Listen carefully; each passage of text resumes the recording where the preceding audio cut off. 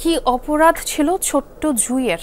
পাশের জেলার নির্জন স্থানে নিয়ে কেন বিভৎসভাবে হত্যা?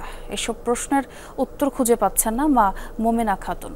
মেয়েকে হারিয়ে পাগল প্রায় নাটোরের হতভাগ্য পরিবারটি।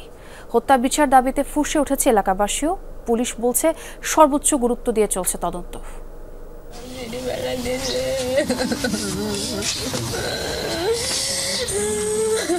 কোনো সান্ত্বনাতেই থামছে না মায়ের কান্না। 7 বছর বয়সী আকলিমা আক্তার জুইকে হারিয়ে দিশেহারা মোমেনা খাতুন। ঘরে পড়ে আছে মেয়ের পোশাক, বইপত্র, খেলনা। তার মাঝেই সন্তানকে খুঁজে ফিরছেন মা, নির্বাক পরিবারের বাকি সদস্যরাও।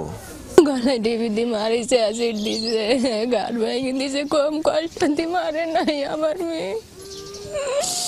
আমার মেয়ের গায়ে একটা তেলা মুখা উঠলি আইটা চেক কর পারে, এত কষ্ট দেখিয়ে মারলো। জুই আমার ছোট বোন, সারা ঘর জুড়ে তার স্মৃতি।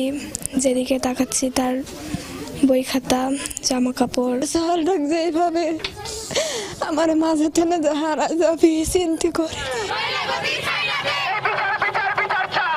নাটোরের বড়াইগ্রামের গারফা গ্রামের মালয়েশিয়া প্রবাসী জাহিদুল ইসলামের মেয়ে জুই। শিশু হত্যার ঘটনায় ফুঁসে উঠেছে এলাকাবাসী। বিচার দাবিতে বিক্ষোভে নেমেছেন তারা। সমস্ত গ্রাম এলাকাবাসী, চাটমোহর থানা ব্যাপী এবং বড়াইগ্রাম থানার সবাই শোকাহত। আমাদের লাতিনির সাথে খেলেছে, ডাকিছে দাদা কয়া। এখন সে কে কারা এই ভুট্টার ভুঁই মারি, ঠিক আছে, তো জঘন্য ঘটনা ঘটাইছে, তাদের সুষ্ঠু বিচার চাই আমরা। বড়াইগ্রামের পার্শ্ববর্তী উপজেলা পাবনার চাটমোহর। সেখানকার রামপুর বিল এলাকাটি একেবারেই নির্জন।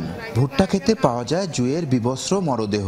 পুলিশ বলছে পরনের প্যান্ট গলায় পেঁচিয়ে হত্যা করা হয়েছে শিশুটিকে।